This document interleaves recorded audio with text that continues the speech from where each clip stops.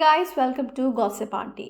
आज झनक के एपिसोड में अनिरुद्ध झनक और ब्रिजभूषण को घर छोड़ने की पेशकश करता है। झनक ये कहते हुए मना कर देती है कि वो अपने पिता के साथ जाएगी। ब्रिजभूषण अनिरुद्ध को भरोसा देता है कि वो एक कैब बुक करेगा, लेकिन अनिरुद्ध जोर देकर कहता है कि जब उसके पास कार है तो इसकी कोई ज़रूरत नहीं।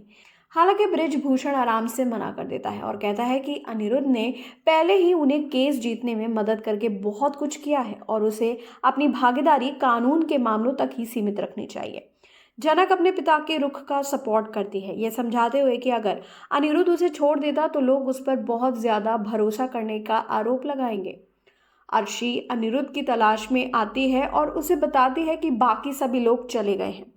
जब अनिरुद्ध उनके साथ जाने की बात को मना कर देता है क्योंकि वो एक साथ नहीं आए थे, तो अर्शी अनाउंस करती है कि वो उसके साथ उसके घर जाना चाहती है। वो झनक से भिड़ जाती है और टॉन्ट मारते हुए पूछती है कि क्या अनिरुद्ध उसका ड्राइवर है। झनक शांति से जवाब देती है। अर्शी को चुनौती देती है कि वो इस बात पर विचार करे कि अनिरुद्ध हमेशा उसके पास क्यों आता है।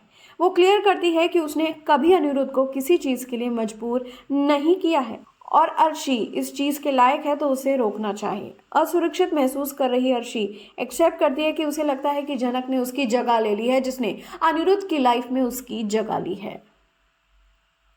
ब्रिजभूषण बीच बचाव करते हुए अर्शी से ऐसी टिप्पणी करने से बचने को कहता है। हालांकि अर्शी उन्हें परेशानी शुरू करने के लिए दोषी ठहराती है और उनके इरादों पर सवाल उठाती है। ब्रिजभूषण दृढ़ता से कहते हैं कि उनका एकमात्र उद्देश्य झनक का भविष्य सुरक्षित करना है।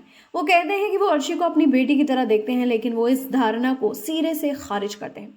ब्रिजभूषण अभी भी अपना रुख बनाए रखते हैं और अनिरुद्ध से अर्शी के साथ जाने का आग्रह करते हैं, लेकिन अनिरुद्ध मना कर देते हैं। निराश होकर अर्शी अनिरुद्ध पर बेशर्म होने का आरोप लगाती है, जिस पर वो सच का साथ ना देने के लिए उसे डांटते हुए जवाब देता है। वो सृष्टि के झूठ पर भरोसा करने के लिए उसकी आलोचना करते हैं और उसे चेतावनी देते हैं कि अगर वो चाहती है कि उनका रिश्ता कायम रहे तो उसे उस पर भरोसा करना चाहिए। आखिर में दिखाया जाता है कि अर्शी की कड़वड़ाहट तब और बढ़ जाती है जब वो बताती है कि जब उसे लगा कि झनक मर चुकी है तो उसे राहत मिली थी, और वो सवाल करती है कि झनक जिंदा वापस क्यों आई। ये बात अनिरुद्ध को गुस्सा दिलाती है, जो गुस्से में अर्शी को ऐसा करने से मना करता है। झनक दृढ़ता से घोषणा करती है कि सच्चाई सामने आएगी और वो गलत काम के लिए जिम्मेदार किसी को भी नहीं छोड़ेगी। अनिरुद्ध लगातार संघर्ष से तंग आकर अपनी आज़ादी का दावा करते हुए कहता है कि वो किसी का गुलाम नहीं है और अपनी मर्जी के मुताबिक काम करेगा। वो अर्शी को घर जाने और खुद ही घर जाने का आदेश देता है, जिससे वो हैरान रह जाती है। अब देखते हैं कि आगे झनक में क्या होता है, लेकिन ऐसे ही अपडेट्स के लिए देखते रहिए गॉसिप आंटी और चैनल को सब्सक्राइब करना बिल्कुल नहीं भूलिएगा।